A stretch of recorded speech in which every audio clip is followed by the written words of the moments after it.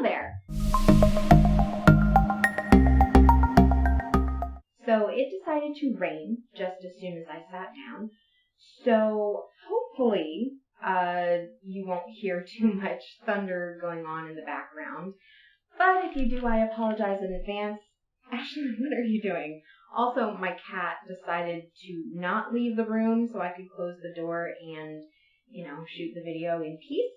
But, so you might see a cat coming around every so often, maybe. She is very cute though, so if I get some kitty shots, I'm sure you'll enjoy them because she's adorable. A couple announcements before I get started. My content is being pulled back a little bit because I'm about to go back to school. I actually start next week, so really excited about that. I am starting a new degree program, different than what I had before, so I'm going for a different degree. I'm only doing 4 courses this semester and only like 2 at a time, so next week I start with 2 classes, and then about midway through I'm going to switch over to different 2 classes. That's how my school is working at the moment for the whole COVID thing, so everything should be okay. I am excited to get started, but I unfortunately do have to cut back. Please definitely follow this channel and my blog, audreyvwilson.com, to keep up to date and see what else I'm coming up with. I'm really excited to get things started, and hopefully everything won't be too stressful. But I will definitely try to at least every other week have a vlog or a video, depending on what week it is. So please keep up to date. Give me some likes and dislikes, I guess, if you really want to. I will definitely post updates on my newsletter, and eventually it'll make it to a news page on my website. I'm still working out how to do that one. So there's a lot going on, not a lot that I'd like to talk about, except for the topic that you actually came to see. One of my favorite things to read over and over and over again are works of ancient literature, and I'm talking like the ones that you need translations to read, that were originally orally passed down from generation to generation, the kind that involves a lot of mythology. If you have watched my channel before, you know that I have talked about mythology before.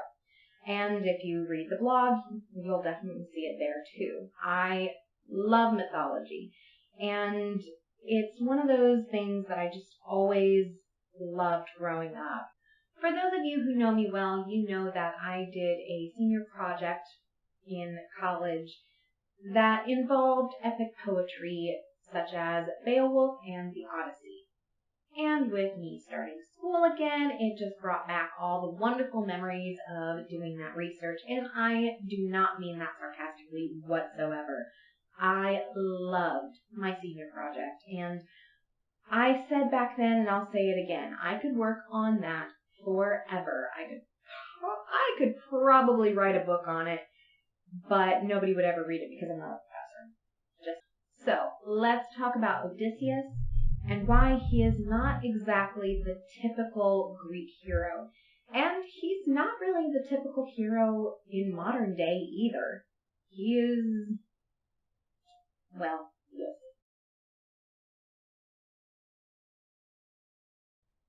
Greece was not exactly a country for a great chunk of ancient history. It was made up of several city-states that traded, warred, and shared many similar beliefs. We call the beliefs Greek mythology because the total belief system culminated from all these different city-states that resided in that area. Now, Greek heroes came from real city-states. I am not saying that Greek mythology is real, although it would be very interesting if it was. What I am saying is that the Greeks created heroes and characters and people, whether they were based off of real people, actually real people or not, and passed down those stories through generations until they were actually written down. Odysseus is the king of Ithaca. Whether this Ithaca is this Ithaca, it is generally believed that both of these Ithacas are the same. Again, it's up for debate, but for the sake of argument, let's just go with it. So while many heroes did come from city-states, most of them were not kings to start out with. Odysseus is the only one I can think of that actually was born a king. Well, obviously not born a king. Obviously there's a line of succession, blah, blah, blah. We all know that. But he's the only one I can think of that was born to be a king. The others were demigods, and Odysseus, not so much. But the gods thing we'll get to later. And those duties are things that other heroes didn't have to worry about on their journey. Now, yes, several, if not all, Greek heroes ended up becoming kings at some point or another.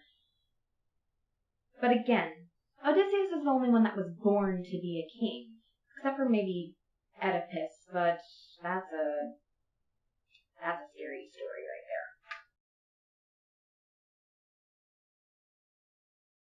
there. Odysseus' story begins in the midst of the Trojan War, and he was a very unconventional hero, at least in terms of the other kinds of Greek heroes.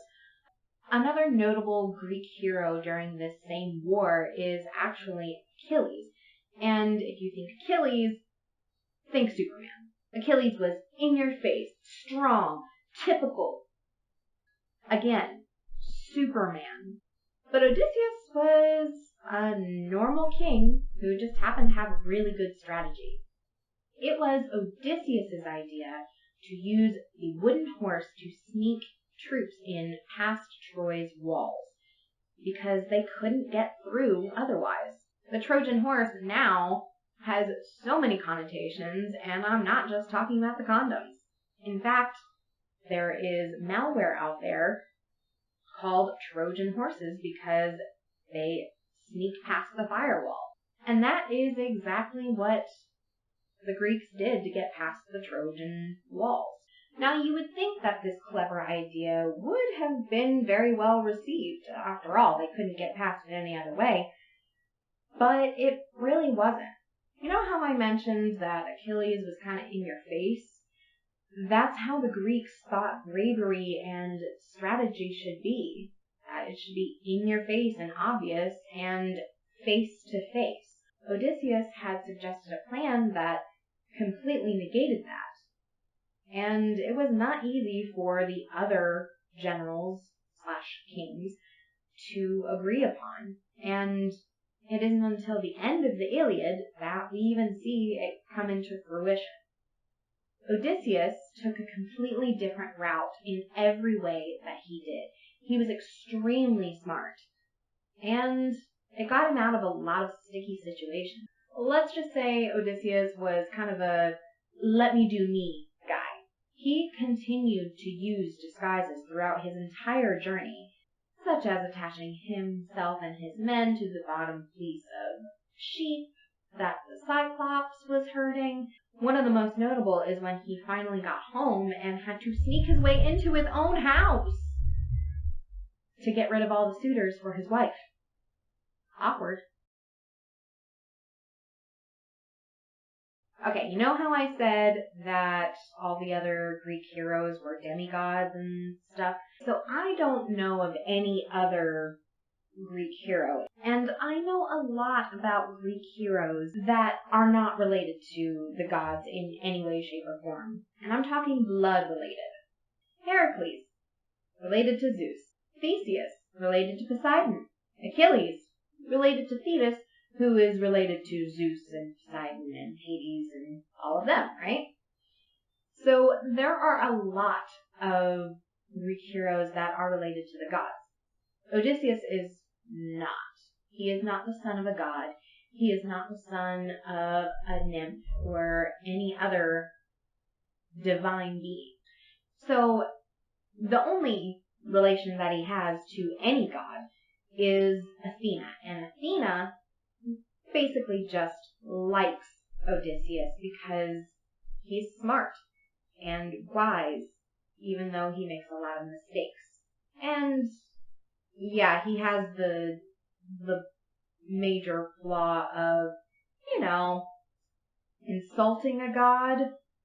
Yeah, never do that in Greek mythology. You're just gonna get yourself hurt. But Athena, she likes his attitude, she likes his intelligence, and, he's pretty receptive to her strategic advice.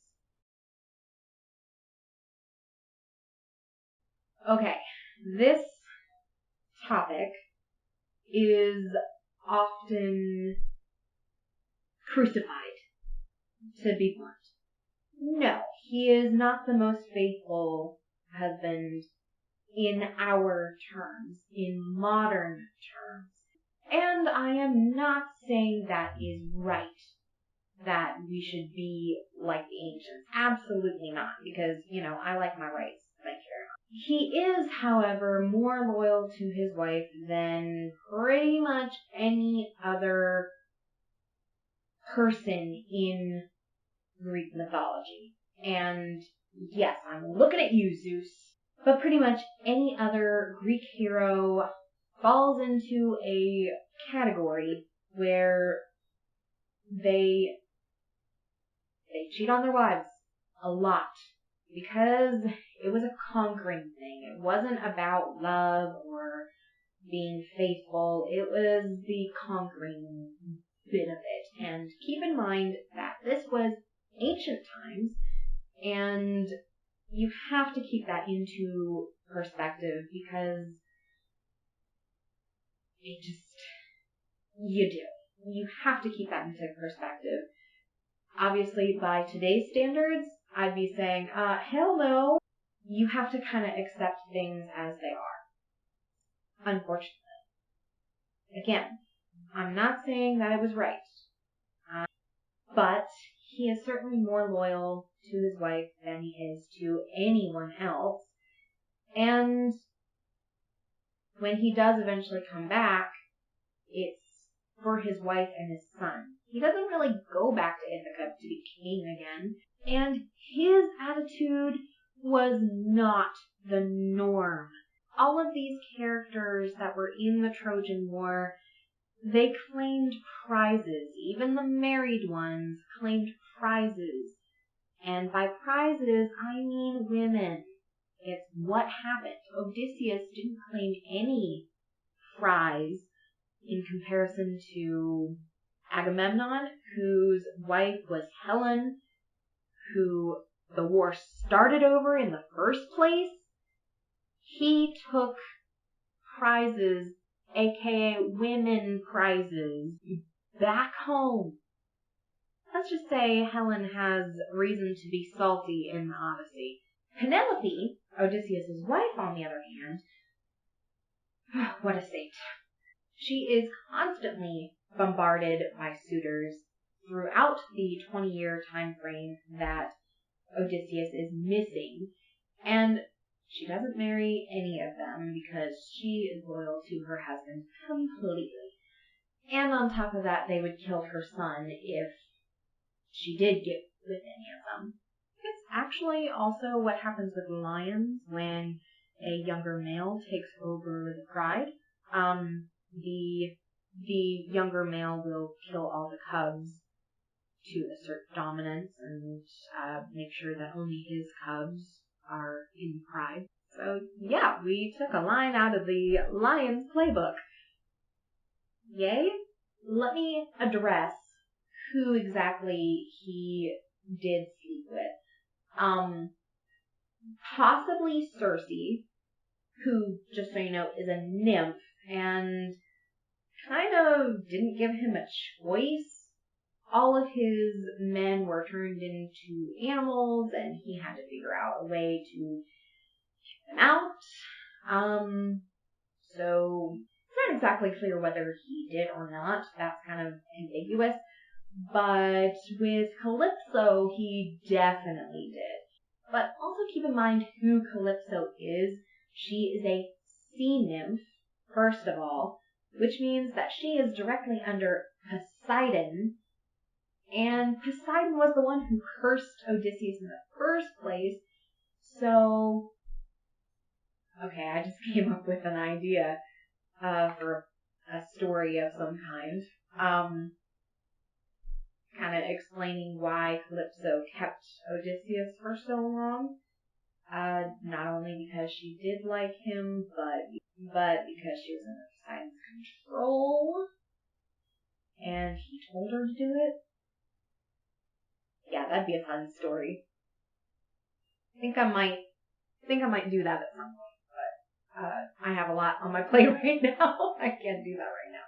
Again, I'm not saying what Odysseus did in the story is ideal. There is speculation that both Calypso and Circe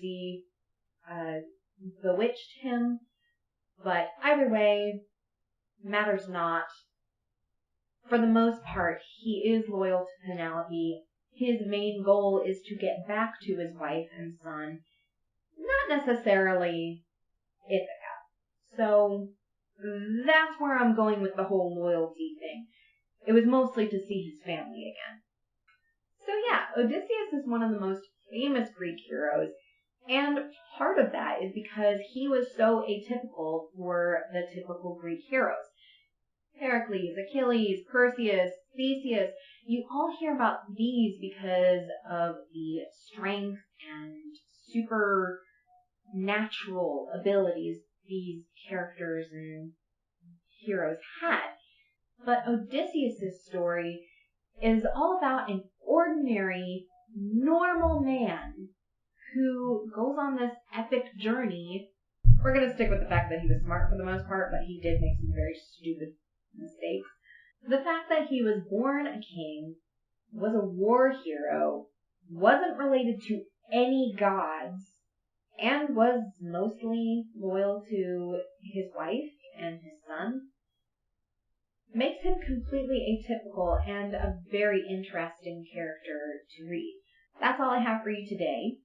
If you enjoyed today's video, please go to audreywilson.com and check out my blog and my works. I have poetry and short stories up there. I'm still working on a couple to put on there. I am actually working on an epic poem, and even though I have exactly what I want to say, I am trying to do it in a specific format, which is proving difficult because it is your typical Shakespearean iambic pentameter, and that's very difficult to do. But it is related to one of my works in progress, so I really want to get that one done and put up on to the website soon. So keep an eye out for that.